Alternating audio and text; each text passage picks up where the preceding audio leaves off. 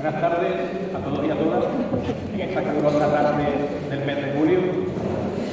Muchas gracias por acudir a este acto que ha organizado la Asociación por la Recuperación de la Memoria Democrática, Social y Política de San Fernando, AMEDE, y la Asociación por la Memoria Militar Democrática. Antes que nada, quiero agradecer tanto a María José Montero Colomina como a Manuel Pardo de Don Lebú Montesino su presencia en este acto. Junto a ellos, a la persona que se ha encargado de su organización, Merche, que está por ahí sentada, una de las activistas que desde los inicios de AMEDE sigue con gran ilusión luchando por recuperar la memoria de esta ciudad, y también agradecer a la presidenta de la asociación, a Ángeles, por delegar en mí la presentación de este acto. Esta mañana hemos reivindicado, a través de las dos personas que ostentan la presidencia de ambas asociaciones, dos aspectos relacionados con la memoria y con los militares de San Fernando. A este respecto, tenemos que agradecer a los cuerpos y fuerzas de seguridad del Estado su presencia en la convocatoria a los medios de comunicación y a los responsables de nuestra visita programada al Panteón de Marinos Ilustres por anularla ante el peligro de derrumbe que especialmente hoy se ha producido en el interior del emblemático edificio con la caída, nos dice, de algunos castores. Nuestras reivindicaciones desde AMEDE se han dirigido al Ministerio de Defensa, al que se han realizado las siguientes peticiones que a continuación paso a enumerar.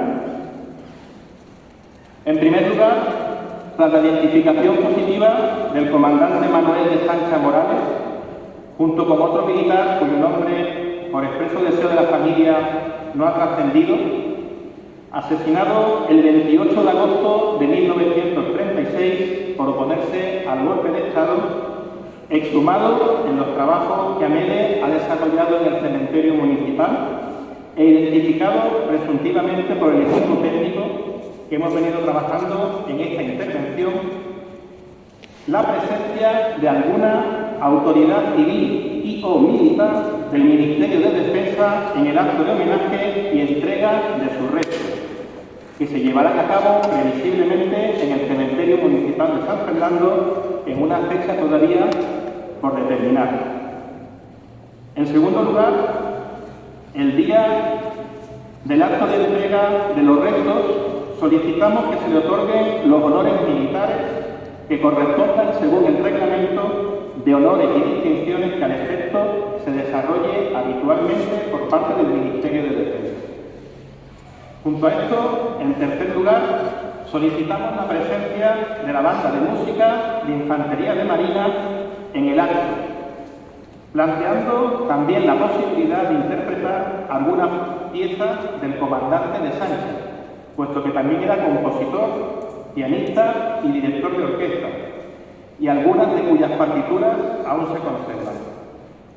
Del mismo modo que esta banda de música asiste cada año al acto de homenaje que se realiza en el propio cementerio municipal a los caídos en acto de servicio cada 2 de noviembre, con motivo del Día de los Difuntos, consideramos necesario que se acompañe a los militares asesinados por su oposición al golpe de Estado.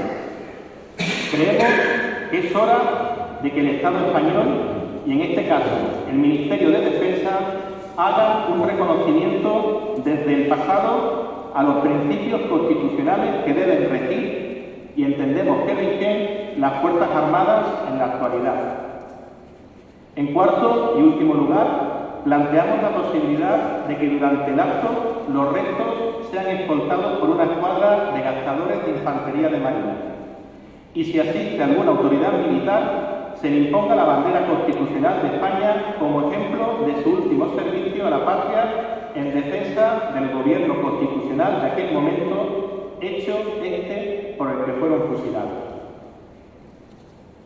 Por otra parte, y como se ha expresado a los medios de comunicación esta mañana frente al Panteón de Marinos Ilustres, desde la Asociación por la Memoria Militar Democrática se viene exigiendo a los Ministerios de Defensa y/o Política Territorial y Memoria Democrática que los restos de los 3 almirantes genocidas, Juan Cervera Valderrama, Francisco Moreno Fernández y Salvador Moreno Fernández, de los que ahora los ponentes nos ilustrarán en este acto, inhumados en el Panteón de Marinos Ilustres de San Fernando, sean también exhumados en cumplimiento de la Ley de Memoria Democrática, tal y como hemos visto que ha ocurrido con los restos de Francisco Franco en el Valle de Cuelgamuros y con Gonzalo Queco de Llano en la Basílica de la Macarena de Sevilla. Dicho esto, paso a presentar a nuestros conferenciantes. En primer lugar, intervendrá Manuel Pardo de los Lebú. Él es capitán de navío del Cuerpo General de la Armada, retirado. Es miembro fundador del Frente Antiimperialista Internacionalista, firmante del Manifiesto contra el Franquismo en las Fuerzas Armadas y presidente de la Asociación por la Memoria Militar Democrática. Gracias.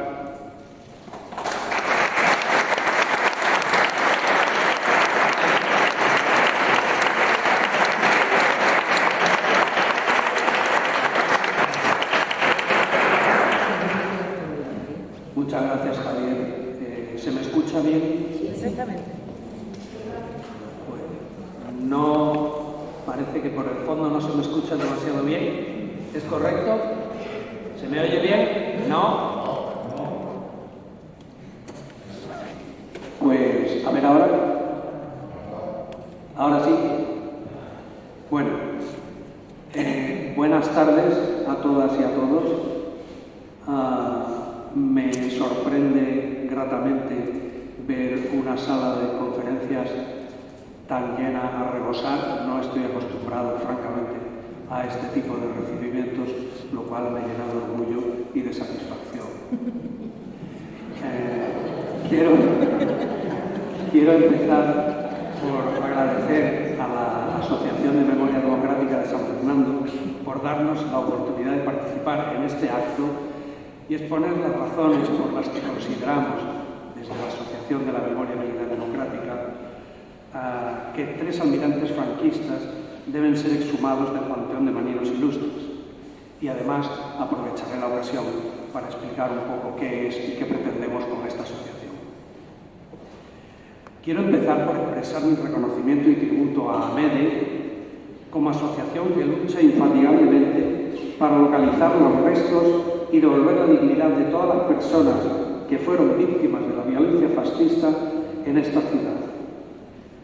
San Fernando, por su valor estratégico como base naval y arsenal en las proximidades del Estrecho de Gibraltar, fue designada por los golpistas del 17 de julio como uno de los primeros objetivos militares a ganar para la causa rebelde, para garantizar que las tropas africanas pudieran cruzar a la península, sin cuyo concurso el golpe de Estado, detenido por la lealtad constitucional de parte de los mandos militares y por el fervor republicano de casi toda España, no habría triunfado de ninguna manera. La responsabilidad criminal de altos jerarcas de la Marina y del Ejército, previamente comprometidos con la rebelión militar de Mola, Sanjurjo y Franco, y con el aporte entusiasta de buena parte de los oficiales que veían cómo sus privilegios de clase se veían recortados por las políticas del gobierno republicano, dieron origen a un rápido movimiento de fuerzas para hacerse con la ciudad y el entorno de la bahía.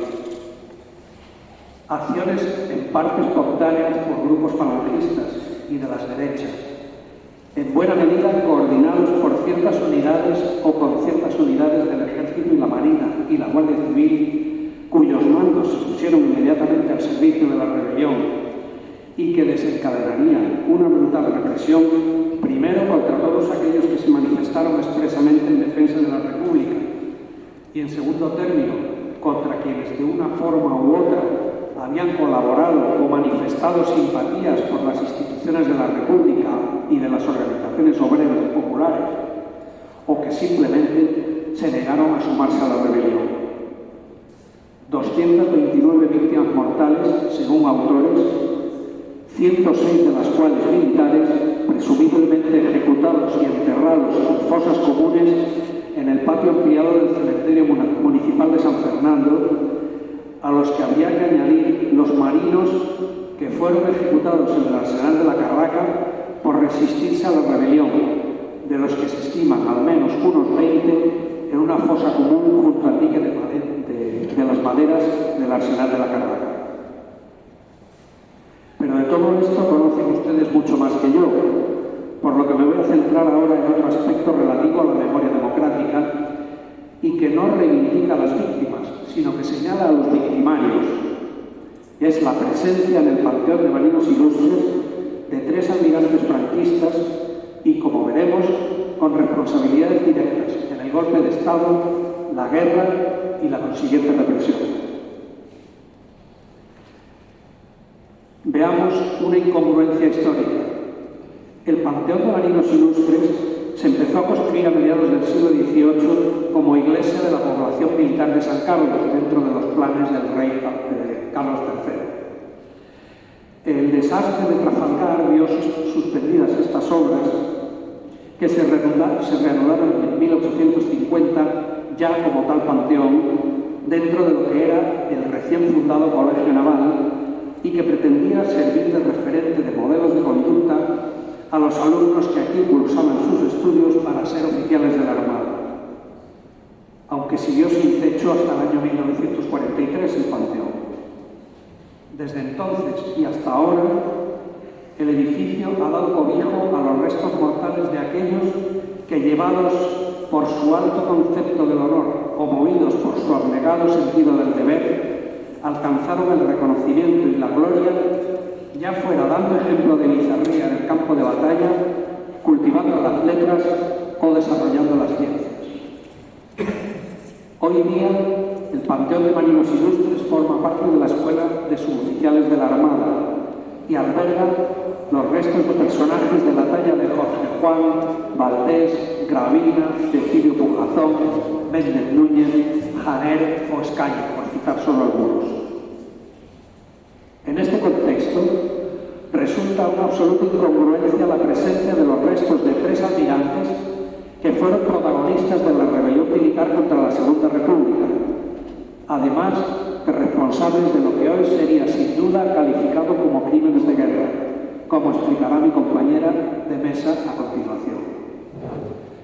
Por mi calidad de presidente de la Asociación de la Memoria Militar Democrática, quisiera centrarme específicamente en lo que hace incompatible la presencia de estos 3 personajes entre militares que deben ser considerados como ejemplares entre las jóvenes generaciones de marinos. Los 3 fueron protagonistas de la rebelión militar que se produjo a partir del 17 de julio de 1936 y que dio lugar a la Guerra Española y la dictadura del general Franco. Rebelión militar que, a nuestro juicio, supone el peor crimen que puede cometer un militar, rebelándose en contra del gobierno legítimo que le ha dotado del extraordinario poder del uso de la fuerza para la defensa del Estado. Consentir la presencia de militares que volvieron sus armas contra su propio gobierno entre militares considerados modelos de conducta y de valores supone convalidar su actuación como algo digno de ejemplo y emulación. El primero de ellos, Francisco Moreno Fernández, era agente de mola en el arsenal de Ferrol, con el encargo de hacerse con el control de la base naval y el arsenal en cuanto se produjera la rebelión en África. Era jefe de armamento del arsenal y comandante de quilla de los cruceros Baleares y Canarias que estaban a punto de ser entregados a la Armada. Estos 2 buques, junto con el crucero Almirante Cervera, serían las piezas esenciales de la flota sublevada y su toma de control por los rebeldes pudo producirse gracias a que el resto de los cruceros y el acorazado Jaime I recibieron órdenes expresas del gobierno de la República para desplazarse al estrecho de Gibraltar para impedir el paso del ejército africano a la península, lo que dejó a los golpistas en Ferrol el campo casi expedito para la conquista del arsenal y de los buques más poderosos. Francisco Moreno sería nombrado enseguida por Franco jefe de la flota sublevada y vocal de la Junta de Defensa Nacional. Moreno Fernández desempeñó dicho cargo durante toda la Guerra Civil, además de la jefatura de las fuerzas navales de bloqueo del Mediterráneo. Continuó sus servicios a la dictadura hasta su muerte en 1945 y Franco lo nombró marqués de Alborán a título póstumo y ordenó el traslado de sus restos al Panteón de Marinos Ilustres, siendo su hermano Salvador ministro de Marina entonces. En cuanto a su hermano Salvador, sin destino en el momento del golpe de Estado, fue el artífice de la toma del crucero Almirante Cervera, en el que se habían hecho fuertes las clases subalternas junto con obreros civiles de la constructora naval para resistirse a la rebelión, cuando los jefes de la Marina preparaban la conquista del arsenal y los buques apostados.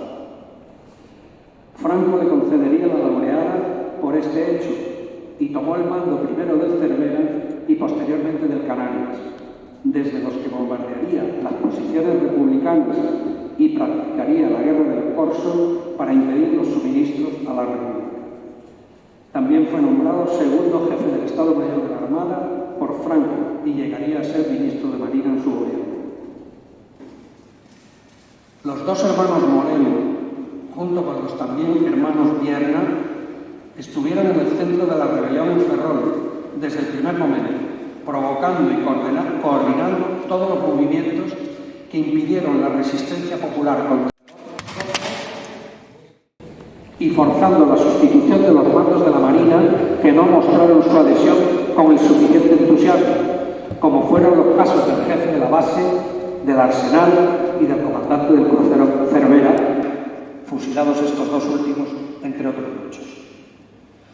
A ello siguió una despiadada represión para eliminar a quienes se opusieron a la rebelión, que ascendería a 264 fusilados al Consejo de Guerra Sumarísimo, la mayoría militares, y 366 directamente paseados o fusilados en aplicación del bando de guerra, casi todos de ellos civiles.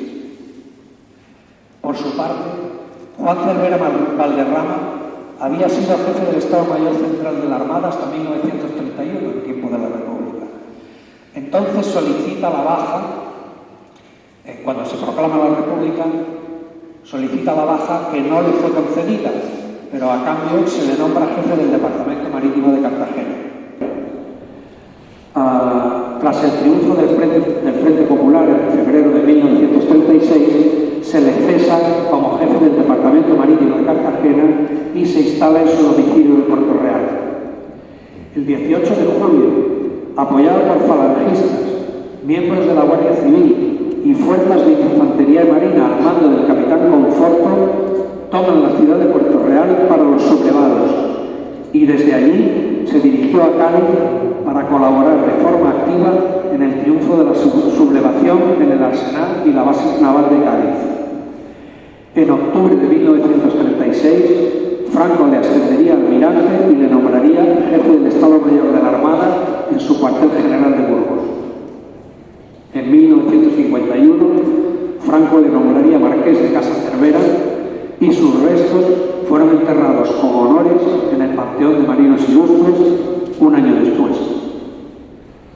En aplicación de la Ley de Memoria Democrática, los títulos nobiliarios de Francisco Moreno y Juan Cervera fueron anulados en el año 2022 y los hermanos Moreno Fernández figuran en la lista de altos cargos del franquismo imputados por el juez Garzón por los delitos de detención ilegal y crímenes contra la humanidad cometidos durante la Guerra Española y en los primeros años del régimen franquista. Existen abundantes pruebas objetivas y documentales de que estos tres almirantes formaron parte de la cúpula militar del general Francisco Franco y de haber sido notables y directos impulsores y ejecutores del levantamiento militar contra el gobierno de la Segunda República, llevado a cabo en julio de 1936. Con sus actos de entonces pusieron a disposición de los rebeldes las bases y arsenales navales de Cádiz y Ferrol, junto con todos los buques de guerra que en esos momentos se encontraban allí atracados o fondeados. Después de tomadas estas posiciones, organizaron una inaudita represión no solo entre los militares de esas zonas, sino también entre la población civil. Los tres marinos conformaban la máxima autoridad naval, a saber, jefe del Estado Mayor de la Armada, jefe de la flota y segundo jefe del Estado Mayor de la Armada, por tanto, responsables máximos de todos los crímenes de guerra cometidos por la Marina sublevada durante la guerra. El artículo 35 de la Ley 20-2022 de Memoria Democrática dice: se consideran elementos contrarios a la memoria democrática las edificaciones, construcciones, escudos, insignias, placas y cualesquiera otros elementos u objetos adosados a edificios públicos o situados en la vía pública en los que se realicen menciones conmemorativas en exaltación personal o colectiva de la sublevación militar y de la dictadura, de sus dirigentes, participantes en el sistema represivo o de las organizaciones que sustentaron la dictadura. Las administraciones públicas, en el ejercicio de sus competencias y territorio, adoptarán las medidas oportunas para la retirada de dichos elementos. Fin de la cita. Esta es la razón por la que la Asociación de la Memoria Militar Democrática se ha dirigido en reiteradas ocasiones al Ministerio de Defensa como titular del dominio en el que se encuentran estos restos para que proceda a su retirada. La petición solo ha merecido un desdeñoso silencio administrativo, razón por la cual el 13 de junio hemos planteado ante la Audiencia Nacional un recurso contencioso administrativo para que sea la justicia la que obligue a la Administración a adoptar las medidas pertinentes para el cumplimiento de la ley, una ley precisamente promovida por el partido que hoy está en el gobierno. A partir de aquí voy a hacer una breve historia y una descripción de lo que pretende la Asociación de la Memoria Militar Democrática.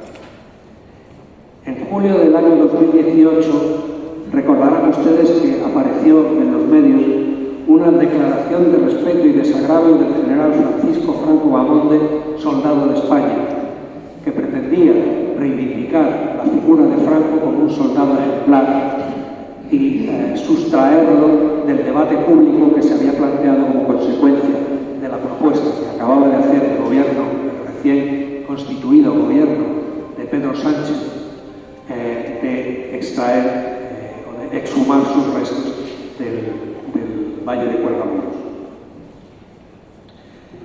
Unos días más tarde, en concreto el 22 de agosto, se publica un manifiesto contra el franquismo en las Fuerzas Armadas.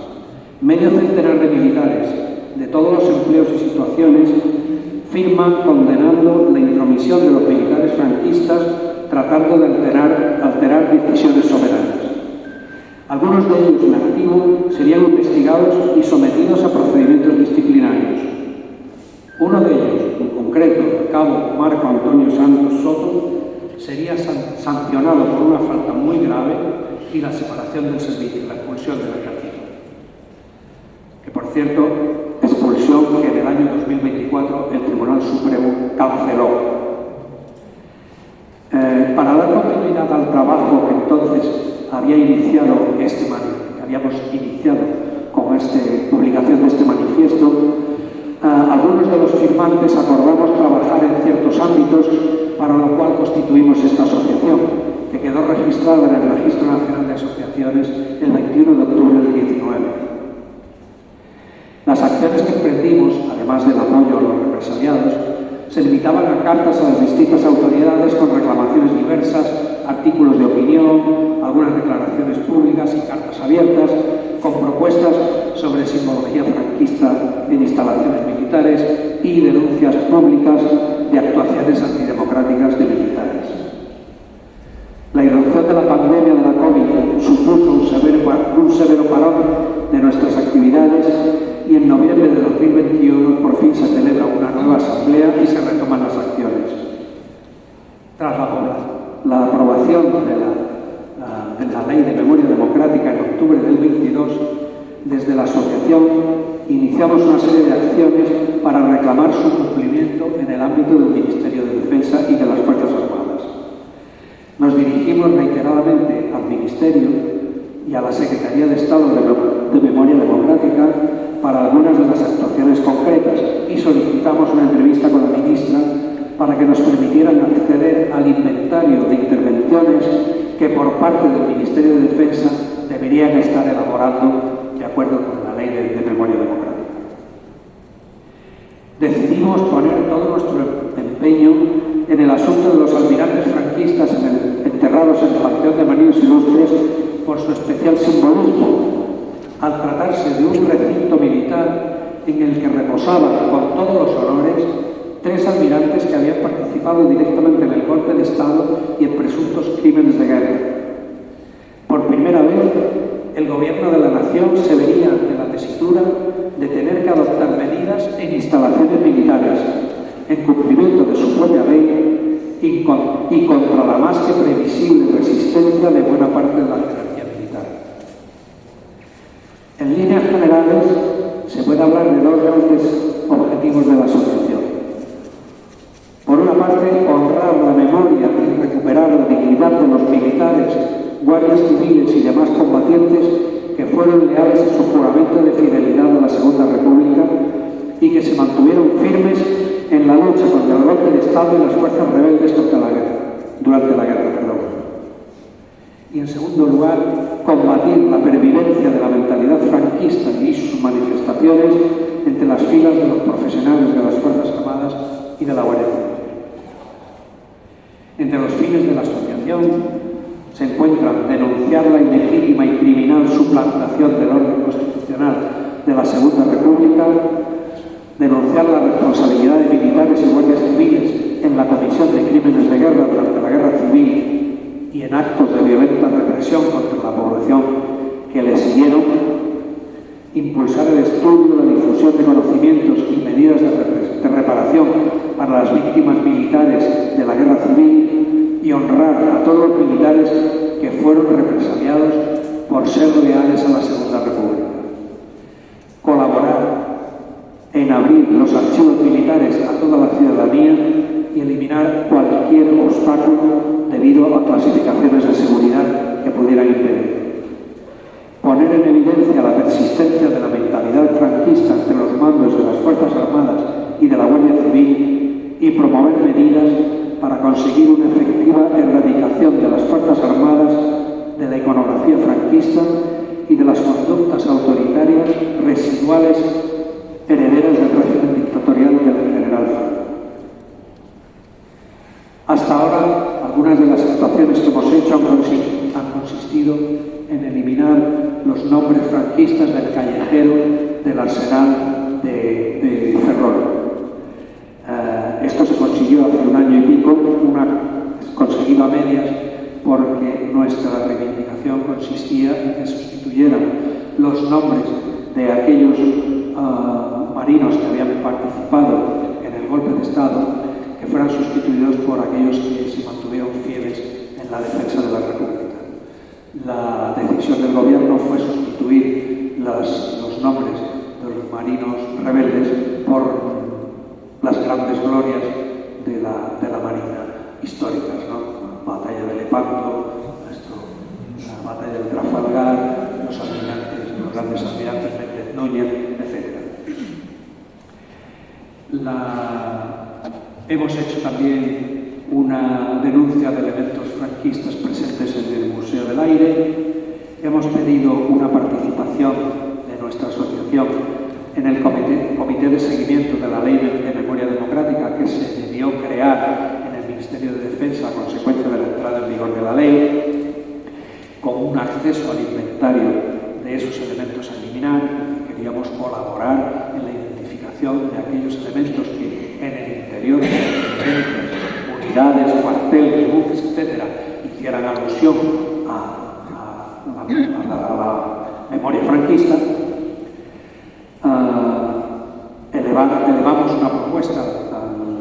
Ministerio de Defensa sobre algunas actuaciones en cumplimiento de la Ley de Memoria Democrática y, entre otras, retirar las medallas y condecoraciones al general Franco.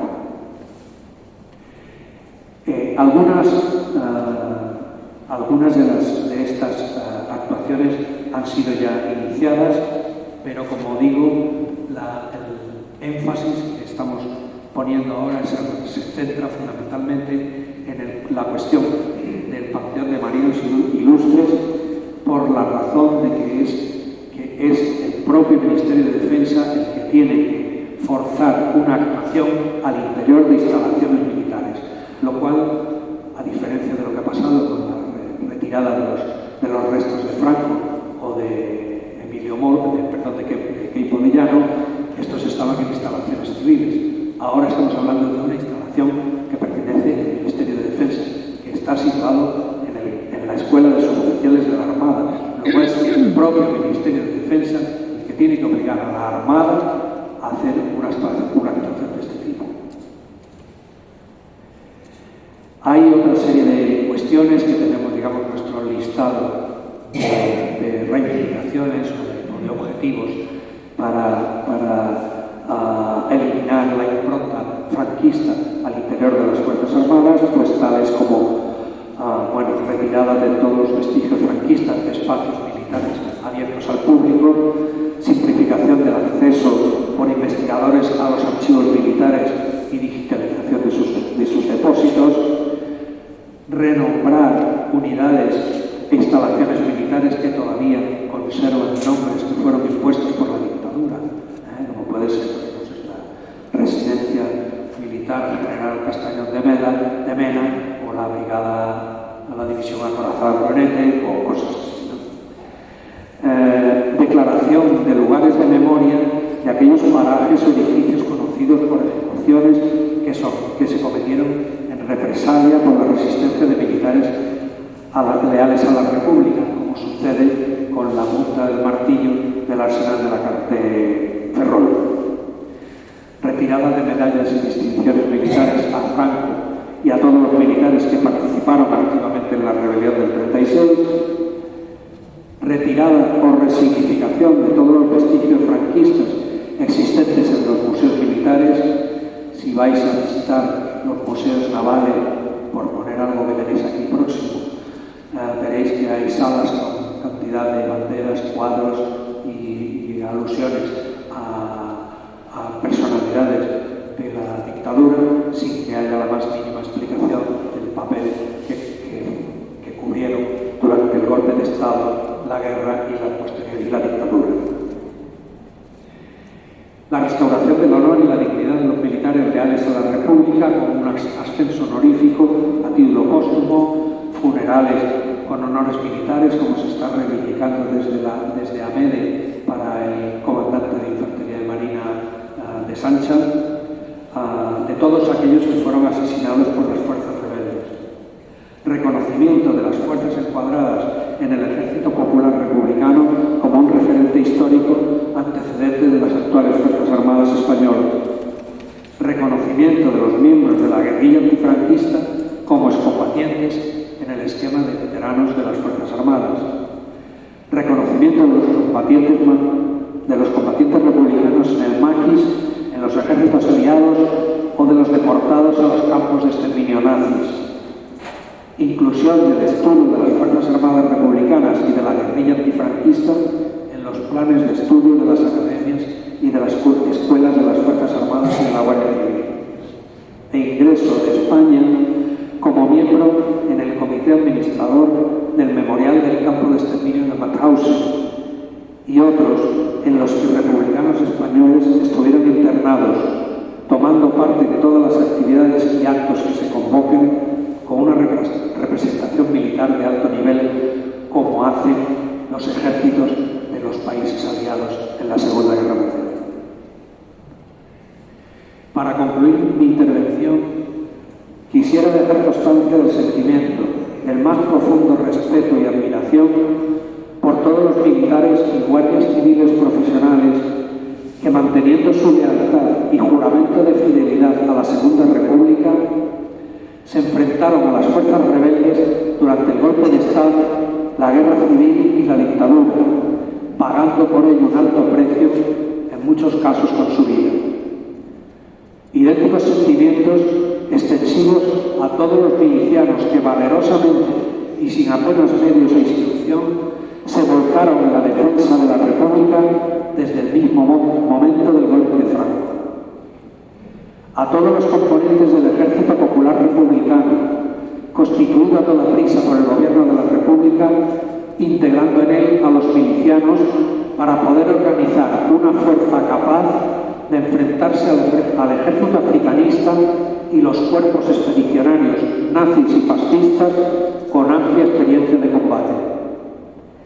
A todos los brigadistas internacionales que, desechando ambiciones personales, abandonaron por millares sus lugares de origen, ofreciéndose generosamente para enfrentarse al grito de no pasar hambre, al monstruo fascista que habría de provocar la inminente Segunda Guerra Mundial. A todos los combatientes de cualquier origen o condición que, negándose a aceptar la rendición al fascismo, persistieron durante años en la lucha contra el nuevo régimen como guerrilla antifranquista, en una vida de sufrimientos indescriptibles y a quienes todavía se califica despectivamente como bandoleros.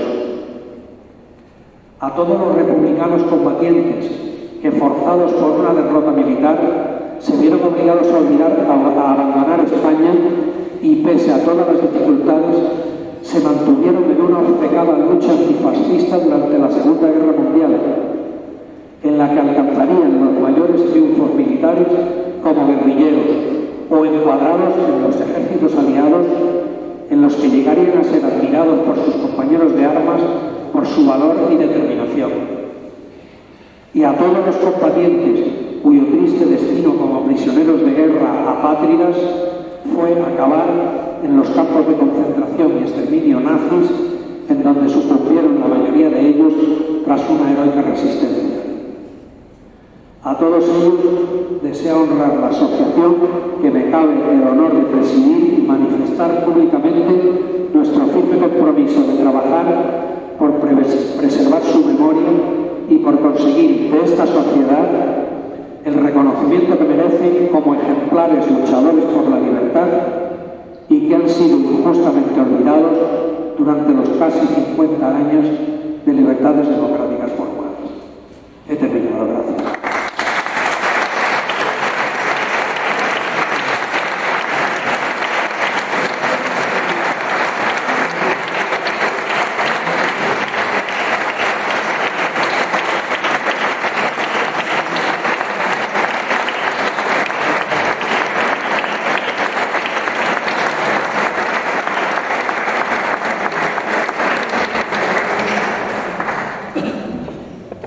Muchas gracias a Manuel por ilustrarnos sobre los fines de la asociación que preside.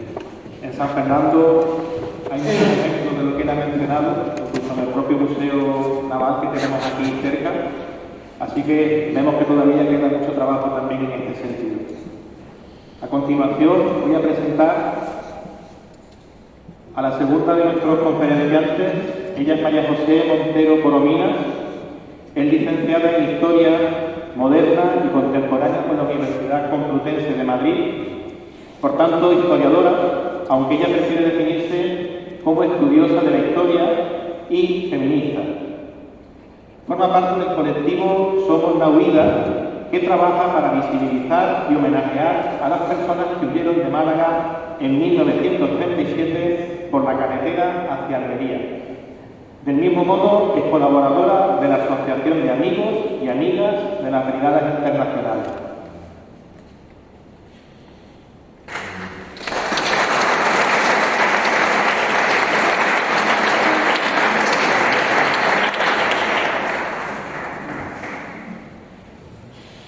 Muchas gracias, Javier. ¿Me oís bien?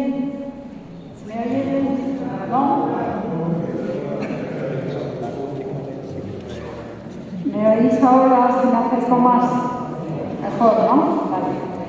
En primer lugar, buenas tardes, gracias por venir en este día tan caluroso a escucharnos y agradecer en primer lugar a Mere y en concreto a Mercedes Guizón, que fue quien tuvo la idea de unir a Manuel como representante de la Asociación por la Memoria Militar Democrática y a mí como estudiosa y participante en las marchas de la llamada Desbandada Unía, interesada en el tema y estudiosa de la cuestión como ejemplo de la intervención de la Armada en uno de los crímenes que se consideran uno de los mayores de la Guerra Civil, una auténtica masacre contra la población civil. Entonces, el reconocimiento al trabajo tanto de AMEDE como de la asociación que preside Manuel, porque el trabajo que queda por delante es ingente. Entonces, animo muchísimo a contar desde luego con nuestro apoyo para todos nuestros trabajos, en concreto en San Fernando y en la asociación de Manuel y en todo el territorio nacional. Los tres marinos objeto de esta charla, que como sabéis y conocéis, y ya ha comentado Manuel Formán, están en el Panteón de Marinos Ilustres, tienen unas características comunes. En primer lugar, los tres fueron unos traidores, y esta palabra tiene que quedar muy clara, porque ellos traicionaron al gobierno de la Segunda República que les había nombrado, que les había facilitado la carrera, etc. Los tres fueron responsables de muchas muertes de personas, de civiles, de mujeres, de hombres, de niños y de niñas durante el golpe de Estado fallido y durante la guerra provocada por ellos. Voy a abordar aquí una breve semblanza de cada uno de ellos. He tachado ya cosas que Manuel ha comentado para no repetirme y luego voy a incidir en uno de los crímenes que cometieron. Unos por ser responsables de la Armada y otro en concreto a bordo de uno de los barcos que ya veremos que luego cambió de barco. Los tres marinos tuvieron unas carreras vertiginosas. Súper jóvenes ya fueron ascendiendo en la carrera militar de la Armada. Los tres pertenecen a familias, linajes o sagas, como el término que más os guste, de personas vinculadas a la Armada. Sus padres, sus abuelos, sus tíos, todos parece que era algo como hereditario, ¿no? He observado en internet que muchísimos de los ministros de Marina durante la historia se repetían nombramientos, es decir, no eran ministros una vez, sino que volvían a serlo al cabo de los años, pero bastantes de ellos. Voy a empezar por orden de edad. El mayor de todos ellos es Juan Cervera Valderrama. Aquí, no sé si lo veis bien, pero bueno, hay una serie de cuestiones como que en el 31 ya pide la baja, pero no, es denegada, se va a la base naval de Cartagena, en Puerto Real le pilla la sublevación, la rebelión militar, y ya enseguida, en octubre, Francisco Franco le nombra jefe del Estado Mayor de la Armada, que lo seguirá siendo durante todo el conflicto, es decir, hasta el 39. Eso quiere decir que era el máximo responsable de los movimientos de las operaciones de la Armada rebelde. Por lo tanto, junto con Queipo de Llano, fue responsable de la toma de Málaga y de lo que ocurrió, como vamos a ver después. Sus restos figuran aquí en el Panteón y hay una lápida que esta mañana no hemos podido acceder. No sabemos muy bien las excusas puestas, sospechamos lo peor, por supuesto, pero no nos han dejado acceder al Panteón habiendo dado los DNIs y todos los requerimientos para poderlo hacer.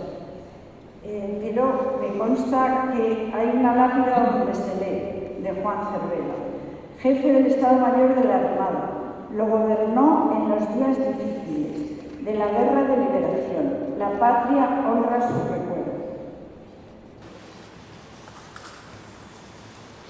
Otro de los tres es uno de los hermanos Moreno Fernández. Francisco, enseguida, en julio, tiene una carrera súper rápida, con 21 años llega al Alférez de Navío. En la Primera Guerra Mundial va con un destacamento naval a visitar, a conocer la Fuerza Naval Alemana. En el año 35, curiosamente, se enfrenta al subsecretario de Marina y le forman un consejo de guerra. El defensor es su hermano más joven, que ahora vamos a ver a continuación, Salvador. Fue comandante de Villa de los Cruceros Baleares y Canarias en Ferrol y del 36 al 39 es nombrado jefe de la flota nacional, de la flota rebelde, de la flota sublevada.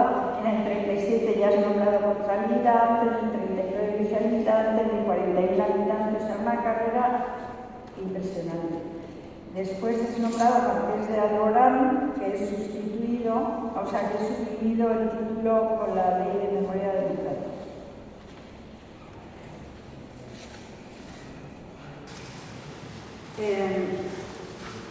Salvador Moreno,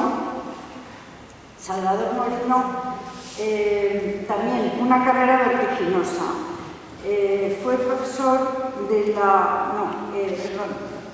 estaba al mando del buque escuela Juan Sebastián Elcano del 33 al 35 y regresó para poder defender a su hermano en el Consejo de Guerra que el Ministerio de Marina en aquel momento le procesó.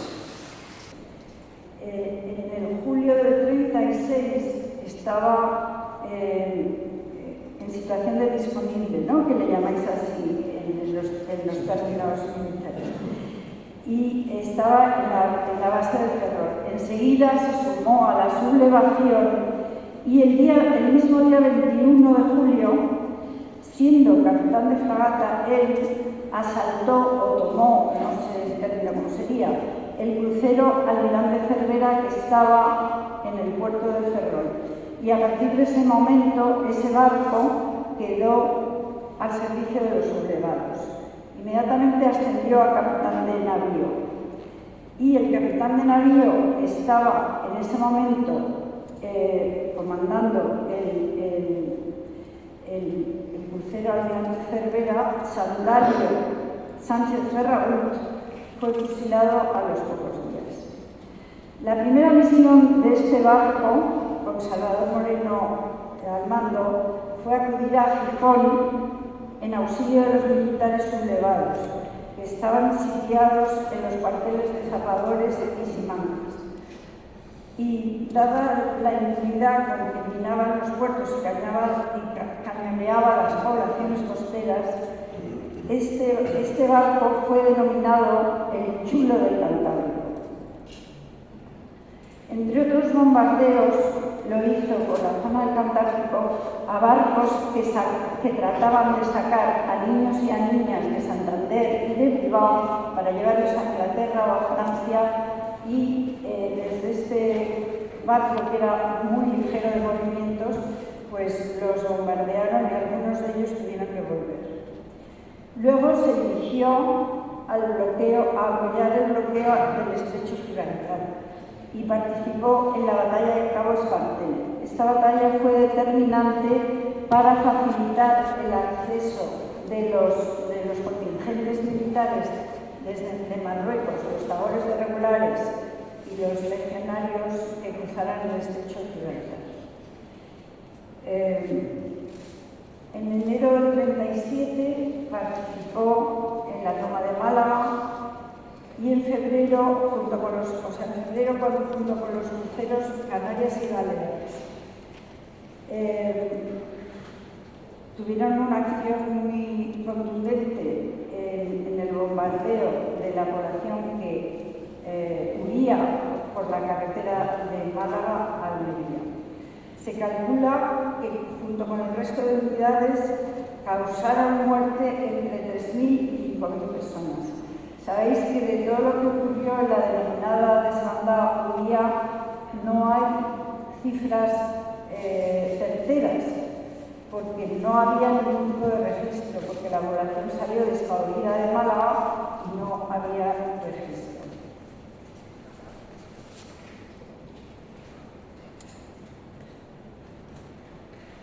Tras la caída de Málaga, es nombrado segundo jefe del Estado Mayor de la Armada, como bien habéis mencionado antes. En el 37 también, después de lo de la desbandada o la huida de Málaga-Almería, al mando de Canarias, Salvador Moreno intervino en la batalla de Machichaco contra la Marina de Guerra Auxiliar de Euskadi, donde apresó un barco con refugiados y hundió en diciembre de ese mismo año un vapor soviético llamado Komsomol. A mediados del 37 le nombran, siendo vicealmirante, lugarteniente de la Armada sublevada, y enseguida asciende a almirante cuando un año antes era solo capitán de fragata. Yo no conozco la graduación, pero me parece que es un salto importante cualitativo.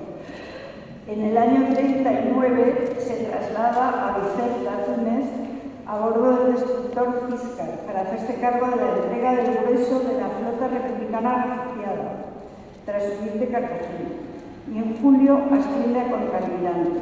Le otorgan la Cruz Laureada de San Fernando, que es, como sabéis, la máxima condecoración militar, y en agosto del 39 ya es nombrado por primera vez ministro de Marina, cargo que desempeñó entre el 39 y el 45 y luego del 51 al 57, año que falleció. Salvador Moreno, en la primera etapa de ministro de Marina, se opuso a la participación de España en la Segunda Guerra Mundial. Sus restos fueron trasladados a San Fernando en helicóptero desde Ferrol en Ejércitos Especiales. Y en Marín, en Pontevedra, tenía una calle a su nombre que el Ayuntamiento cambió en 2002 por el de Rosalía de Castro. Y también tenía el nombre de un colegio del Ministerio de Defensa que se cambió por Juan Sebastián Elcano en 2021, en aplicación de la primera ley de memoria histórica. Rajoy vivió en esa calle, el presidente del gobierno, Mariano Rajoy, y declaró en 2017: no sé por qué le han quitado la calle a Salvador Moreno, yo la sigo llamando así. Bueno, a partir del 18 de julio del 36 y ante el fracaso del golpe de Estado, las tropas dirigidas por los militares rebeldes avanzan por el oeste de Andalucía hacia Madrid por Extremadura, dejando a su paso una ola de terror y exterminio, tal como dictó el general Emilio Mola en sus instrucciones. Ya el 25 de mayo, como tenéis en la diapositiva, del 36, en la instrucción reservada número 1 firmada en Madrid, decía: se tendrá en cuenta que la acción ha de ser en extremo violenta para reducir lo antes posible al enemigo. Y el 19 de julio del 36, iniciado ya el golpe, Mola dio otras de sus directivas. Es necesario crear una atmósfera de terror, hay que dejar sensación de dominio, eliminando sin escrúpulos ni vacilación a todo el que no piense como nosotros. Tenemos que causar una gran impresión. Todo aquel que sea abierta o secretamente defensor del Frente Popular debe ser fusilado. Ciudadanos y ciudadanas de las provincias de Cádiz, Sevilla, Córdoba, Jaén y Granada huyen de sus pueblos y ciudades en dirección a Málaga, que resistía como republicano. Leal al gobierno legítimo de la República, las gentes temerosas de las amenazas del ejército rebelde y por las arengas diarias del general Enrique Modigliano desde Radio Sevilla. Sabéis que tenía permanentemente el micrófono conectado y va dando arenas. Málaga era una ciudad con industrias y con una importante implantación de las organizaciones sindicales y partidos políticos. De hecho, se le llamaba Málaga la Roja. Así, desde septiembre del 36 fueron llegando a la ciudad personas refugiadas que huían del terror y que narraban cómo los soldados marroquíes violaban y mutilaban a las mujeres. La población de Málaga era de 190.000 habitantes y se calcula que entre 60.000 y 90.000 personas fueron llegando de las provincias limítrofes. De tal manera fue aumentando la población. Aquí tenéis una foto de la Catedral de Málaga, donde podéis ver que la gente fue un recurso de la rehabilitación más en la ciudad, pero no solo la catedral, muchas iglesias y tal. El alcalde ordenó la apertura de la catedral y de algunas iglesias para dar cobijo a las personas refugiadas. La ciudad de Málaga estaba desbordada con problemas sanitarios y de abastecimiento y además, lo más preocupante, militarmente desprotegida. Pues parece que el gobierno de la República no preveía un ataque inminente y las tropas estaban concentradas en la defensa de Madrid. El general Pipo de Llano, en la Unión Radio Sevilla, practicaba lo que llamamos el terrorismo radiofónico. Y aquí tenéis una de sus joyas. Sí, canalla roja de Málaga, espera hasta que llegue ahí dentro de 10 días. Me sentaré en un café de la calle Larios bebiendo cerveza y por cada sorbo mío caeréis 10. Fusilaré a 10 por cada uno de los nuestros que fusiléis, aunque tenga que sacaros de la tumba para hacerlo. Otras lindezas que decía Pipo de Llano eran: nuestros valientes legionarios irregulares han enseñado a los cobardes de los rojos lo que significa ser hombre, y de paso también a las mujeres. Después de todo, estas comunistas y anarquistas se lo merecen. ¿No han estado jugando al amor libre? Ahora por lo menos sabrán lo que son los hombres de verdad. No se van a librar por mucho que forcejen y bataleen. En enero del 37, el general Pipo de Llano con el general italiano Roaza, aquí tenéis una foto del general italiano, al mando del cuerpo de truppe voluntarie, decidieron tomar la ciudad de Málaga. El 6 de febrero las tropas rebeldes se encontraban ya en Marbella y ante la situación de Málaga sin defensas posibles, sin armas ni munición, por más que los mandos militares habían solicitado, las autoridades civiles y militares al mando del coronel José Villalba abandonan Málaga y ordenan la evacuación de la población con el grito de "sálvese quien pueda", en dirección a Almería, que se mantenía republicana. El 8 de febrero, el ejército rebelde del sur, al mando del general Pipo de Llano, que estaba en el crucero Canarias, y el coronel Francisco Borbón y de la Torre, duque de Sevilla y primo segundo de Alfonso XIII, conquistan Málaga. No sé si veis bien en el mapa. Lo que está en verde son las tropas, los accesos de las tropas italianas desde el norte, desde Antequera, desde Loja. No sé si lo veis bien, pero bueno, accedieron por el norte, también por Zafarraya, por el boquete de Zafarraya hacia Vélez Málaga, es otra de las flechas verdes, y tenéis en azul los avances de las tropas nacionales por la costa, desde Manilva, Estepona, lo veis, pero también desde el interior con la dirección a Málaga. Y en rojo se aprecia poco los contraataques republicanos. A la derecha podéis ver con una línea quebrada el frente que se mantuvo hasta el final de la guerra, que fue a la altura de Motril, un poquito pasado de Motril, ¿cómo se llama esta altura? Bueno, ahora no me acuerdo. Sí, entre Motril y la Muñeca. ahí se mantuvo el frente, no sé si lo veis bien, pero bueno.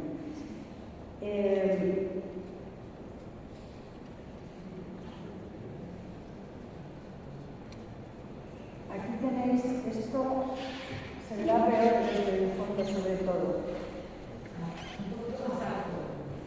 Sí, el 8 de febrero el Ejército Rebelde del Sur, al mando de Luis Bodillano desde el crucero Canarias, uno de los 3 barcos, el crucero Canarias, el crucero Baleares y el almirante Cervera,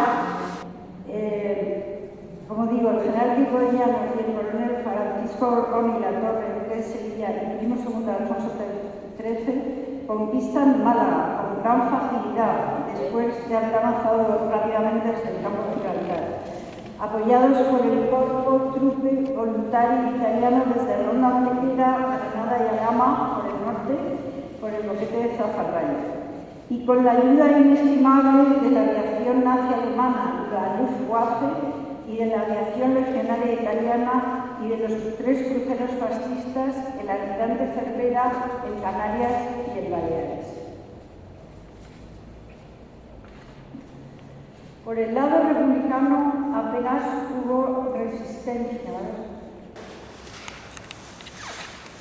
Por el lado republicano apenas hubo resistencia.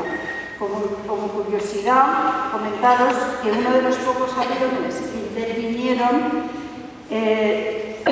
fue el último de la escuadrilla España que lideró André Malraux, el francés, que fue su última intervención.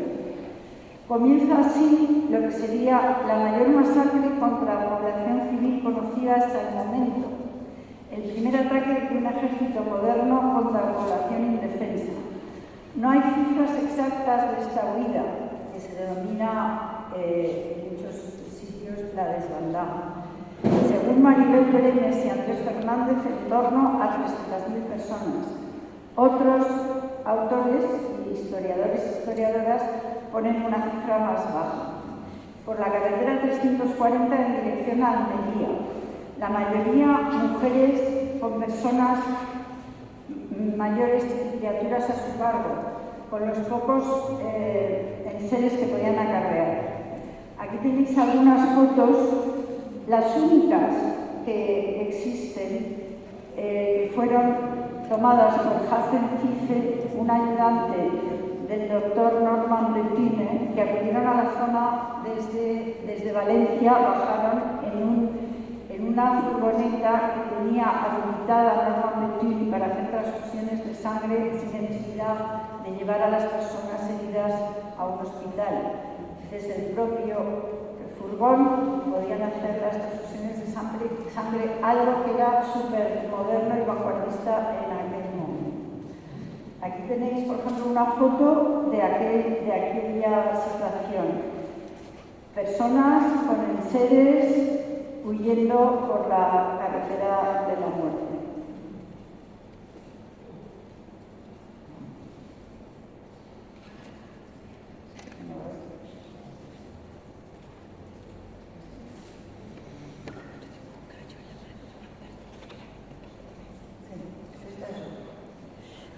¿Veis? Son fotografías del año 37 que se conservan. Comienza así lo que sería la mayor masacre contra la población civil conocida hasta el momento, el primer ataque de un ejército moderno contra la población indefensa. Se fueron agregando personas de los pueblos y comarcas aledañas. También bajaban gente de pueblos del interior, o sea, no solamente la masa humana que iba por la carretera 340, que todavía existen algunos tramos de ella. El ataque fue perpetrado por los 3 ejércitos, el alemán, el español rebelde y el italiano, sin contemplación, por tierra, mar y aire. La gente caminaba caminaba de noche y se ocultaba de día. Además, los tabores de regulares y legionarios de Marruecos, como ya he mencionado antes, y 10.000 camisas negras italianas del 13º Corpo de Truppi Voluntario, equipado con carros de combate y autos blindados. Por mar, los 3 cruceros franquistas, el Canarias, el Baleares y el Almirante Cervera, lanzando buses a muy corta distancia, directamente contra la población, aprovechando que el fondo marino de toda la costa permite un gran calado de los barcos, o sea, permite que los barcos se aproximen a la costa. Los obuses que lanzaban eran o directamente contra la población, huyendo, o contra las rocas, porque si conocéis esa costa es muy accidentada y hay como un talud permanente por la carretera que antes iba pegada al mar, provocando desprendimientos que hacían que la gente se tuviera que ocultar o caminar a la noche, que es lo que hacían. Aquí tenéis el crucero Baleares y el crucero Canarias. Estos 2 barcos son de la clase denominada Canarias. Y ahí he puesto la información que he podido sacar de los cañones que tenían, las piezas antiaéreas, los tubos lanzatorpedos y demás. Este es el crucero Almirante Cervera, que era de otra clase diferente de crucero, de una mayor eslora, aunque todos eran bastante rápidos para la época. El crucero Almirante Cervera, hubo 2 más como de su clase, que se llamaban Miguel Cervantes y Príncipe Alfonso. El nombre de este barco, crucero, se debe a Pascual Cervera Topete, almirante que participó en la guerra hispano-norteamericana en Cuba, donde fue derrotada, como sabéis, la escuadra española.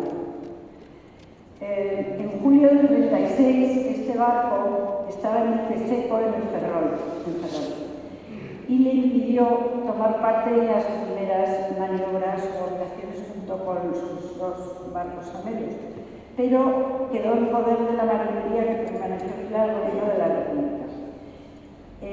Al mando de este barco estaba el capitán de navío Juan Sandalio Sánchez Ferragut, y los 3 cruceros que acabamos de ver, ahí están sus características técnicas, estaban apoyados por 2 cañoneros, el Cánovas del Castillo y el Canalejas, que eran, al ser de menor calado, les permitía acercarse más a la costa. Por el aire, 100 aviones de la aviación legionaria italiana y aviones alemanes. La gente corría de noche y se ocultaba durante el día en medio de unas duras condiciones climáticas. Ese mes de febrero fue especialmente lluvioso. Y la carretera muy estrecha al borde de acantilados, donde era muy difícil esconderse o protegerse. Los alimentos enseguida escasearon. Aquí veis una foto de los cruceros Baleares Canarias, una foto tomada en esa época, desde uno de los aviones. Los alimentos enseguida escasearon y lo que tomaban, como veis en esta foto, era cañadú. En cada provincia se llama de una manera, pero las cañas de azúcar constituyeron el principal alimento. Las personas mayores enfermas se iban quedando en los lados de la carretera. No sé si lo he comentado, pero las cifras oscilan entre 150.000 y 300.000 personas las que huyeron, no solo las que salieron de Málaga, que ya tenía un cúmulo importante de personas que habían llegado huyendo desde Gibraltar o desde las provincias limítrofes, sino que personas que iban incorporándose a las personas que vivían o accediendo desde pueblos del interior.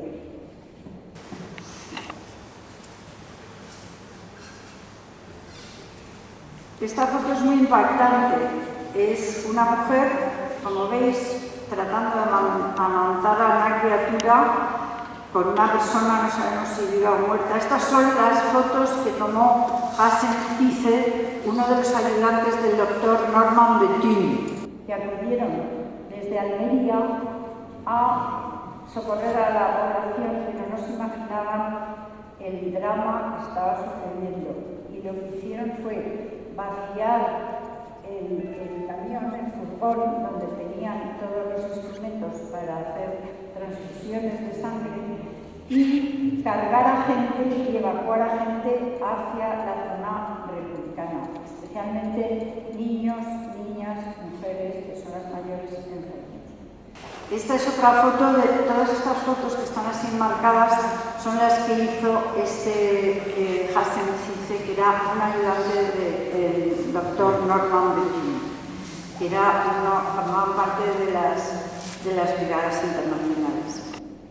Muchas personas, al llegar al río Guadalfeo, se ahogaron al cruzar el río, porque en ese momento el río bajaba con mucho caudal de agua.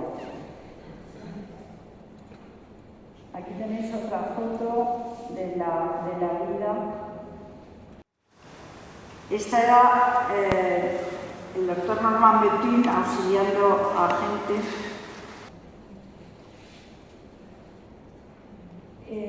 Norman Bettin escribió, entre otras cosas, un librito, en ese momento lo escribió, que se llama El crimen de la carretera Málaga-Almería. Y entre otras cosas dice: lo que quiero contaros es lo que yo mismo vi en esta marcha forzada, la más grande, la más horrible evacuación de una ciudad que hayan visto nuestros tiempos. Y España es una herida en mi corazón, una herida que nunca cicatrizará. El dolor permanecerá conmigo, recordándome siempre las cosas que he visto. A esta zona del frente llegaron los días 14 y 18 de febrero los fotógrafos Gerda Taro y Robert Capa. Esta es una foto que se publicó en la revista Regards francesa, donde aparece una miliciana a caballo, como veis, muy potente, que la tomaron en la zona de Calahorra. Hasta el 14 de febrero, los ejércitos fascistas no encontraron ninguna resistencia en su avance. Ese día, 14 de febrero, llegaron la 6ª Brigada Mixta del Ejército Republicano con Miguel Gallo Martínez al frente, que venía de haber participado en la defensa de Madrid y de los combates de la carretera de La Coruña en enero del 37, y que venía de reorganizarse en Villarrobledo, provincia de Albacete. A esta brigada se suman 2 batallones de la 13 Brigada Internacional, de los brigadistas internacionales, que había combatido ya en la primera batalla de Teruel y venía de reorganizarse en Requena. Aquí tenéis una foto de brigadistas internacionales que acuden a hacer frente al avance de las tropas fascistas rebeldes. Estas brigadas consiguieron estabilizar el frente en una línea desde Sierra Nevada hasta Calahonda, Gualches, Castelldeferro. No sé si conocéis esa zona. Lograron estabilizar ahí el frente, que se mantuvo hasta el final de la guerra. Se calcula que entre 5.000 y 15.000 personas fueron asesinadas o murieron durante su éxodo por la carretera de Málaga-Almería. Además, 8.000 fueron fusiladas en Málaga a su regreso, ya que muchas personas convencidas por el ejército que iba acosando a todas las que huían, al no tener delitos de sangre, les convencieron para que regresaran a sus lugares de origen. Y muchas de ellas fueron represaliadas. El cementerio de San Rafael en Málaga, sabéis que es uno donde se han recuperado más cadáveres de todos de momento hasta ahora. Muchos niños y niñas se perdieron de sus familias y no las volvieron nunca a encontrar.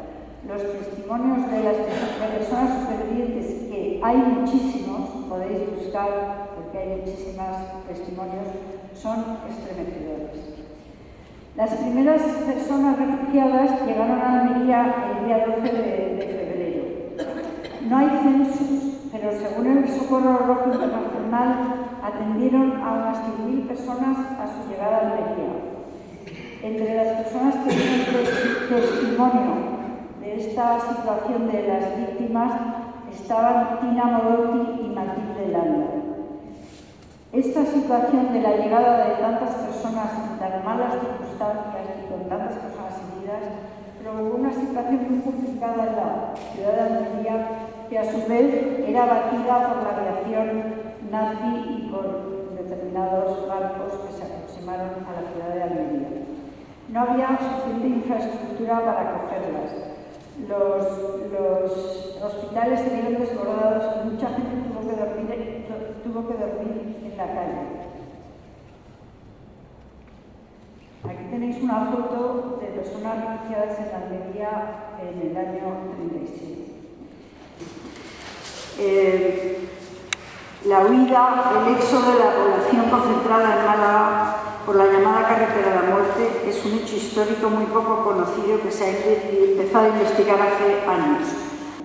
Ha sido silenciado tanto por la dictadura franquista como por la atrocidad del genocidio cometido, como por la República Española, pues realmente no defendió la población. Tenemos que tener en cuenta que en ese momento era el asedio total a Madrid. Tenemos que tener en cuenta que el ejército había subido por la carretera de Extremadura, el ejército rebelde, por la carretera de Extremadura con la intención de asediar Madrid, y toda la concentración mayor de tropas se destinó a cubrir la capital de Madrid. Tenemos muchos testimonios, hay muchísimos testimonios, podéis mirar en internet. Yo quiero hablar aquí de dos. El de Ana Pomares, que falleció el año pasado y que escribió un libro sobre ella, Fran Martín y Sonia Cervantes, La guerra de mis ojos. La historia de Ana Pomares es súper complicada porque se fueron a Orán con su padre en un barco, bueno, que es una historia muy interesante. Y la de Aní González de Haro, que luego se casó en Francia y tal. 15 miembros de su familia salieron huyendo de Málaga y terminaron en Francia y en América. He traído aquí un libro escrito por ella por si luego a alguien le interesa recordar. Y por mi parte, voy a ir terminando. El colectivo al que pertenezco nos llamamos Somos la Vía. Como veis, ahí está entre Málaga y Almería. Últimamente hemos conseguido este mural que hemos inaugurado hace poco tiempo en Motril. Y por mi parte, nada más, si queréis que comentemos algo. Luego he traído también unos libros de las fotos que hicieron el ayudante Norman Bettín, un libro editado por Jesús Majada. También he traído ejemplares por si alguien que están las fotos originales de ese momento histórico. Y por mi parte, agradeceros muchísimo vuestra presencia aquí y espero que haya sido de interés. Y nada, nada más. Muchísimas gracias.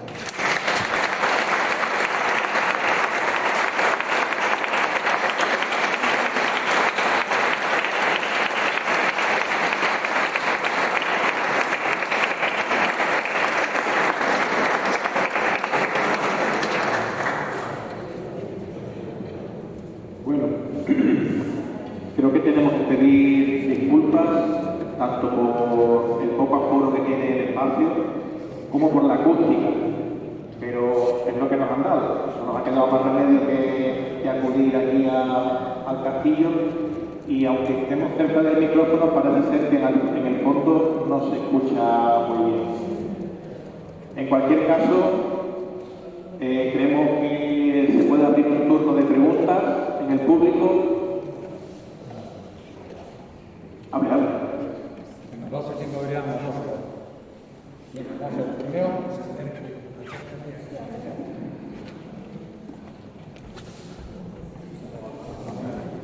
Mira. presentarme y decir por qué estoy aquí.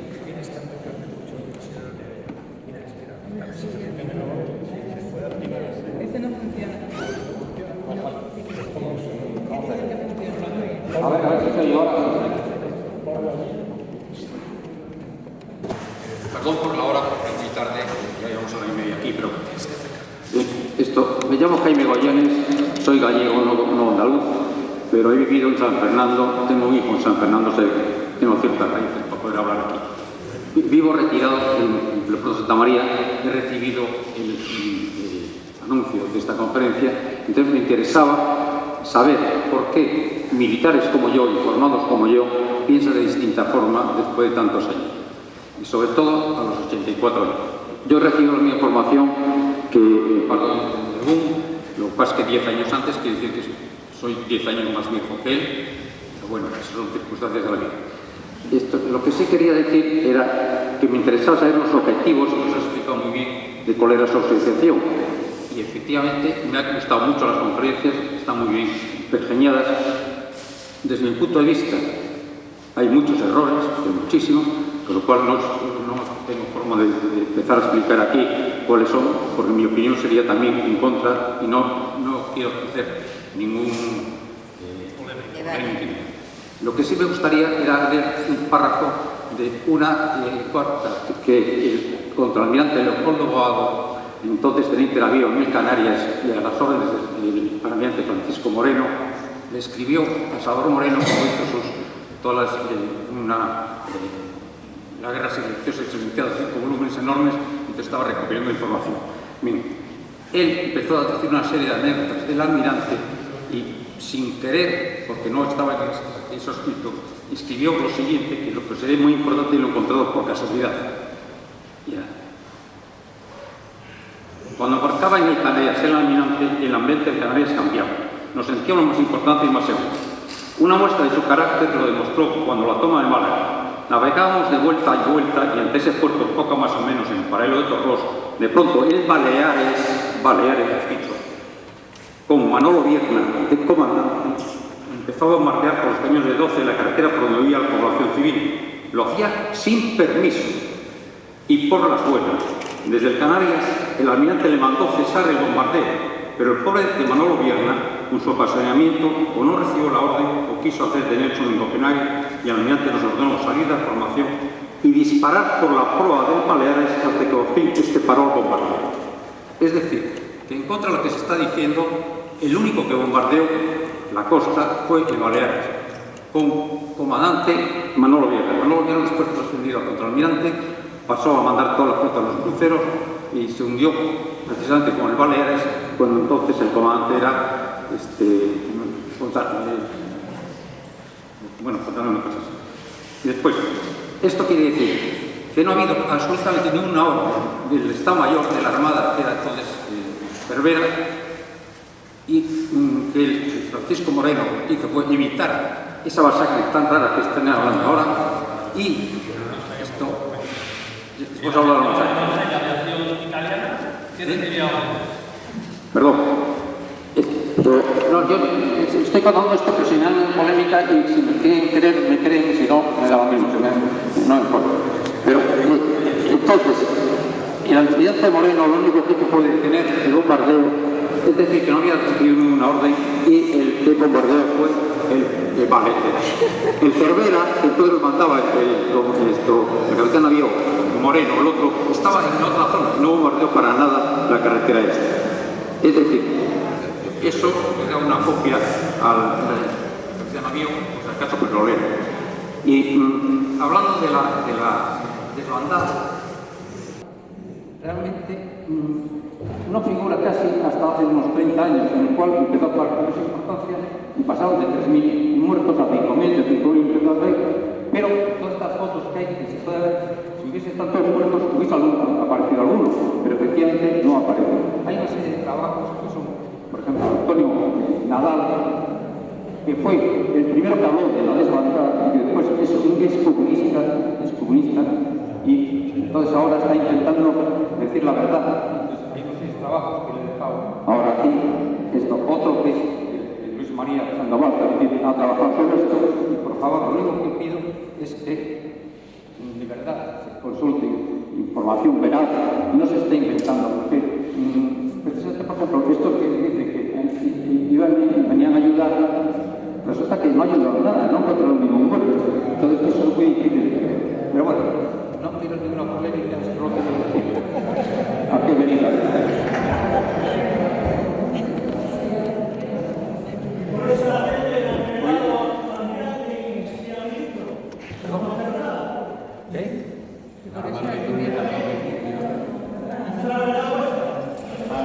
Sí, vamos a ver. Sí, gracias. Gracias, José María. Bueno, a ver, por favor. No alborotarse. Él nos ha contado aquí su opinión, evidentemente trae sus propias fuentes, fuentes que como cualquier fuente son discutibles y habría que contrastar. Pero en cualquiera de los casos, como él dice, no vamos a entrar aquí ahora a analizar estas cosas, ¿no? Con independencia de la autoría o no, o de la responsabilidad de Salvador Moreno directa en el bombardeo de la desbandada, lo que está claro es que fueron marinos, militares que se rebelaron contra su propio gobierno, participaron en el golpe de Estado, provocaron una guerra civil y toda la represión que le siguió a ello, ¿vale? Eso es una verdad indiscutible.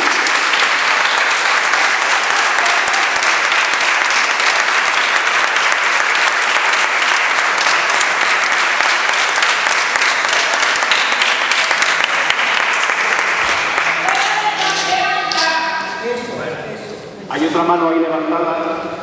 Yo tengo una pregunta. Te diría que es difícil que habléis de los archivos militares, de los secretos oficiales de esa época y aquí no entramos. Que se abran los archivos y entonces cotejaremos todo lo que dice, que probablemente será verdad lo que dice, no lo pongo en duda. Pero bueno, es que hay mucha información que no lo sabemos y no la dejamos ver. O la han quemado para que no tengamos acceso a ella. Sí, hombre.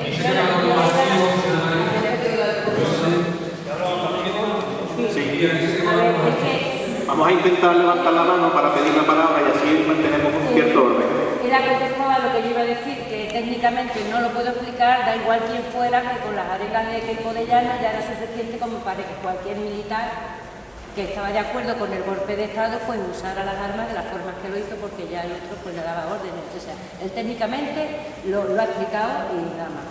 Por otra parte, claro, ni durante 40 años de régimen ni posteriormente hemos tenido la oportunidad de estudiar ni de manifestar pues lo que había pasado en la carretera de Málaga-Almería, de la misma forma que lo que había pasado al lado de nuestra casa en el sitio donde estuviéramos, porque ha sido todo silenciado y dentro de nuestra casa podíamos hablar, ni nos hemos enterado. Nosotros nos hemos enterado mucho después, cuando resulta que a lo mejor dentro de casa teníamos una víctima, y eso es lo que ha pasado durante 40 años.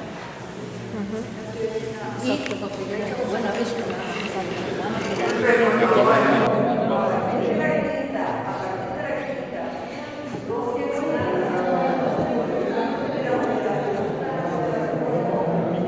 Claro, lo que pasa es que no podemos. Si os parece bien, quien quiera participar, que se levante y comente. Víctor.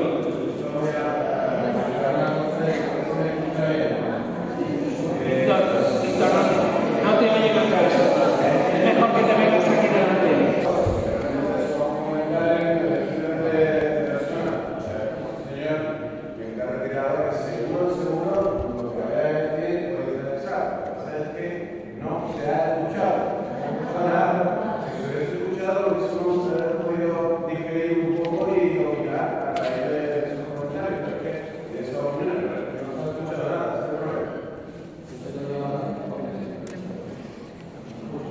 Bueno, yo te puedo hacer un resumen muy breve de lo que ha dicho, a ver si en el fondo se escucha.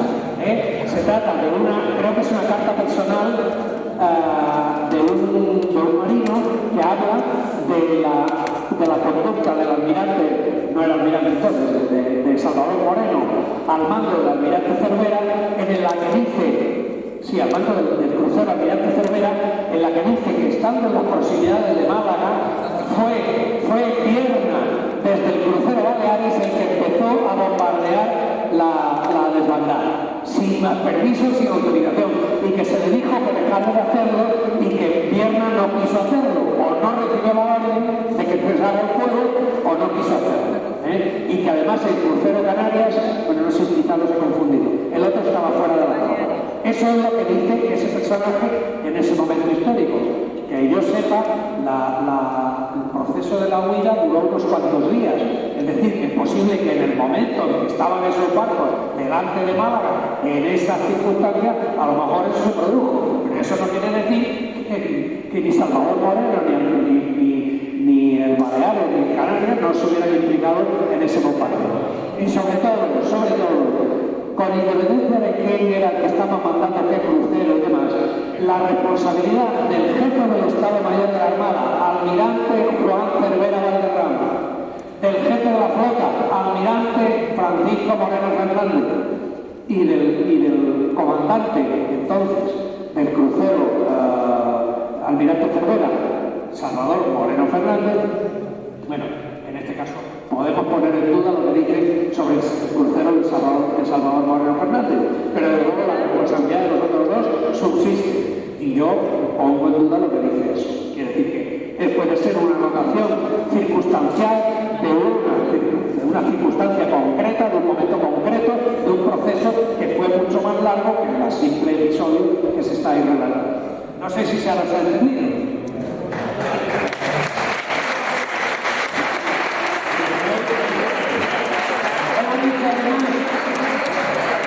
Él ha dicho además, con muy buen criterio, que él no pretende levantar una polémica aquí porque no considera que este sea el sitio para discutir esto. Simplemente que tengamos en cuenta que hay estos testimonios históricos y que hay que estudiarlos y tal y cual. Lo cual me trae al comentario que ha hecho el otro compañero acerca de los archivos militares, en donde resulta un verdadero calvario hacer la investigación. Por cierto, los archivos de los archivos militares, los archivos navales son muy importantes. El archivo naval de Cartagena es una fuente de información brutal, entre otras cosas, porque fue el arsenal que se mantuvo en poder de la República hasta el final de la guerra. Pero en San Fernando hubo un archivo de Marina muy importante. ¿Sabéis qué pasó con él? Que se incendió. Y está por ver por qué se incendió. A lo mejor tiene algo que ver con lo mismo que nos ha pasado esta mañana con el hundimiento del techo del pantón de Marinos. Que no querían entrar allí la gente a meter las narices donde les interesaba.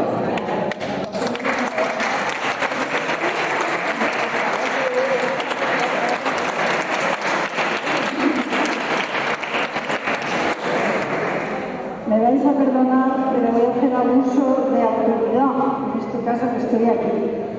A ver, no podemos olvidar, y lo tenía preparado para decirlo, pero me lo he saltado, de hacer una reflexión de lo que está ocurriendo hoy en día en Palestina. Y hago abuso del micrófono, pero es que creo que es una auténtica masacre. Durante la guerra, yo no le llamo guerra civil, como algunos historiadores tampoco lo hacen. La guerra de España hubo muchas situaciones de abuso contra la población civil, pero lo que es siglo XXI, lo que está ocurriendo en Palestina, a los ojos de todos y todas y de nuestros gobiernos, y que no pase nada, que sigan pasando los días, es que es como de verdad para rasgarnos las vestiduras.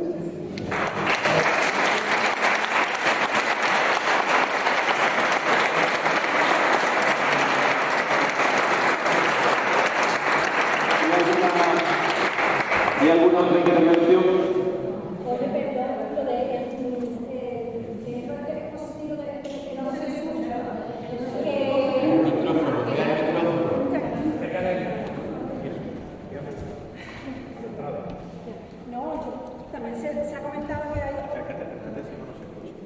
Que se ha comentado que también hay otro espacio expositivo, como puede ser en San Fernando,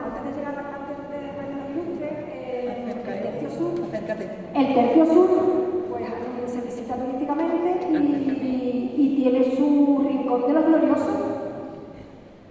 Pero claro, una parte de los gloriosos, los que vencieron, los derrotados no.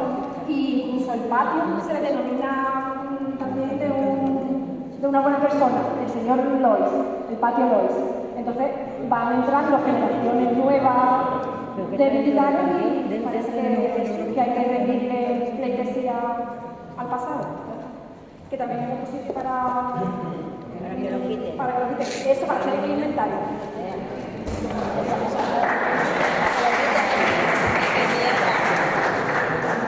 A ver, para responder a esta compañera, diré que eso es precisamente uno de los objetivos que tiene la Asociación por la Memoria Militar Democrática.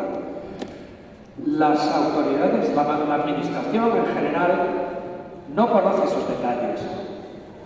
Y le dice, si pregunta a los mandos militares, le dice, no, aquí ya no hay vestigios, ya los hemos eliminado todos. ¿Qué hace la administración? Se lo cree. Paseo Capitán Conforto, no lo sabía. Yo no lo sabía, yo soy militar. No lo sabía.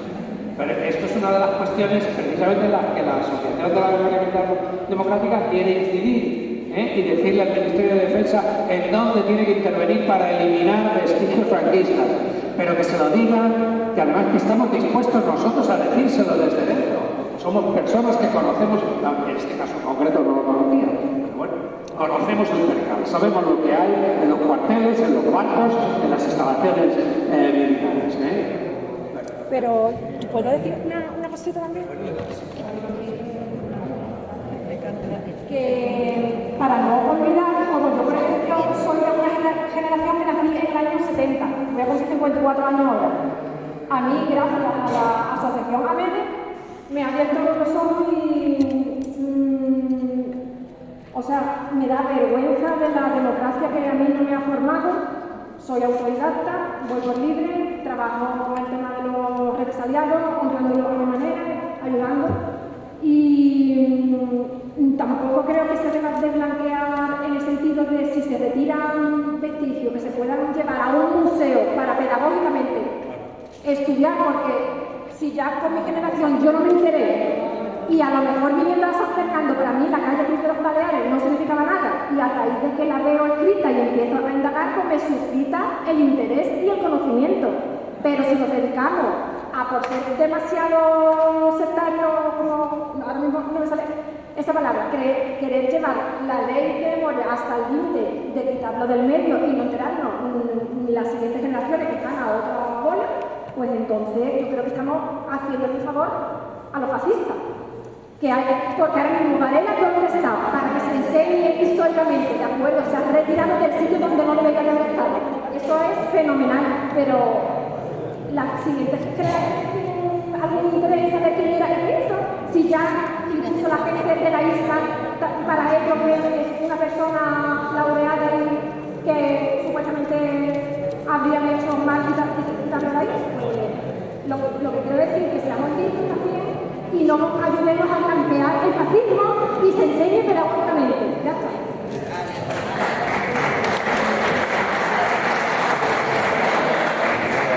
¿Hay otra intervención? Sí, otra intervención. Sí. Bueno, amigas y amigos todos, voy a ser breve. Quiero decir que podemos estar todos y todos celebrando que estemos aquí de forma abierta, extendida y respetuosa, escuchando toda la exposición o las exposiciones que nos está conociendo en relación a los compromisos con la memoria histórica y participando también de otras opiniones que, no compartimos, pero desde el respeto y desde el reconocimiento de la diferencia. Y digo, celebrando porque en otra época no podíamos estar haciendo esto. Por tanto, es un punto de inflexión clara. Con relación al tema de memoria, hay que decir que, a diferencia del relato de una parte del poder político y judicial que forman parte del atado y bien atado, que siguen sosteniendo la idea de que cualquier intento o pretensión de abrir una lectura a la historia de la recuperación de la memoria democrática significa una forma de revancha o una intención clara de enfrentar a unos españoles con otros, hay que decir abiertamente que no, que queremos pasar páginas, pero primero queremos leer esa página de la historia.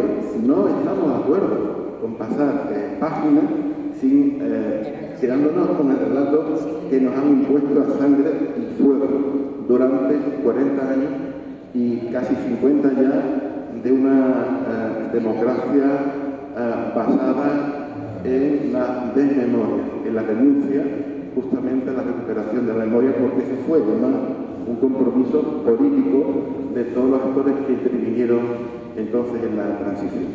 Y expresó una voluntad de construir una democracia en la reconciliación sobre la base de la renuncia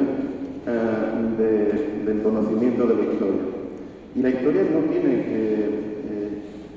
que suponer o convertirse en una punta de lanza, un ariete de unos españoles contra otros, ¿no? Porque en cualquier caso hay que decir aquí que si nos remitimos a otras experiencias a nivel europeo, por ejemplo en Alemania, sin ir más lejos, pues, como sabéis, la señora Merkel fue presidenta durante la legislatura y siendo incluso conservadora, pues tenía claro el compromiso de lo que significa el antifascismo en cuanto incluso rendir tributo y homenaje a aquellos militares que plantaron cara a través de la Operación Valquiria a la cúpula del Tercer Reich, y aquí sigue siendo una asignatura pendiente, es decir, no solamente pues rescatar del olvido, de las fosas del olvido a nuestros seres queridos para darle cristiana sepultura, o lo que se quiera, sino también sigue siendo una asignatura pendiente, sobre todo rendir un justo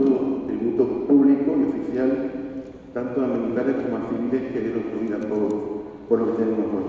Y ya para cerrar, decir solo que contra ese relato impuesto a sacrificio, como decía el fotógrafo Gervasio Sánchez, no sé si lo conocéis, Gervasio Sánchez, que era un fotógrafo que tuvo más el Premio Nacional de Fotografía, decía ahí, y lo suscribo totalmente, que cada fosa que se abre es una herida que se cierra. Muchas gracias.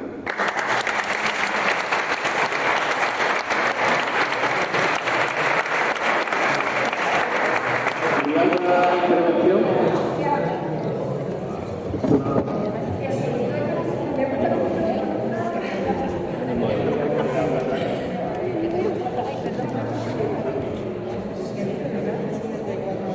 Buenas tardes. ¿Se me oye al final? Ahora sí. ¿Y ahora se oye al final? Muchas gracias. Esta última reflexión a mí personalmente me ha gustado mucho. Si yo preguntase al auditorio que levante la mano el que sabe quién es el príncipe Vergara, ¿cuántas manos saltarían? No veo ninguno. ¿Por qué digo esto? Porque tengo una sola pregunta para la mesa y que responda el civil, la señora o el militar. ¿Puede el presidente del gobierno actual, Pedro Sánchez, hacer un referéndum diciendo monarquía o república? Muchas gracias.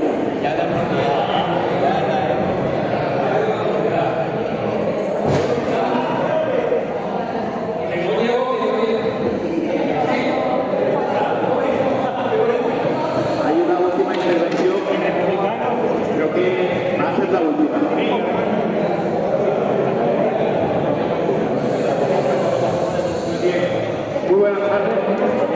En principio, agradecer esta interesante...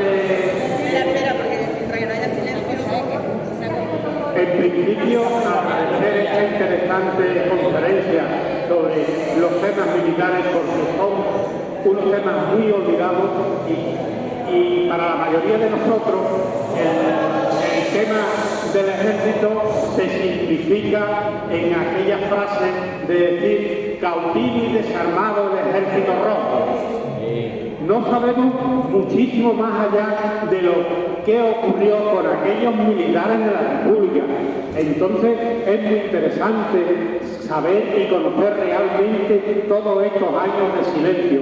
Por lo tanto, desde esta ciudad como San Fernando, que tiene una historia militar muy metida en su población, hay una necesidad muy grande de realmente conocer los verdaderos sentimientos de todos los militares, porque desgraciadamente hemos tenido durante 40 años una dictadura militar y todavía están deformados, están muy presentes. Y aquí quiero recordar una frase que me dijo a mí un general de aviación, que me decía: yo era de ellos, pero a raíz que he ido conociendo la historia, más republicano me siento. O sea, que hay muchas sensibilidades dentro del ejército y las tenemos que poner también en valor. Bueno, muchas gracias.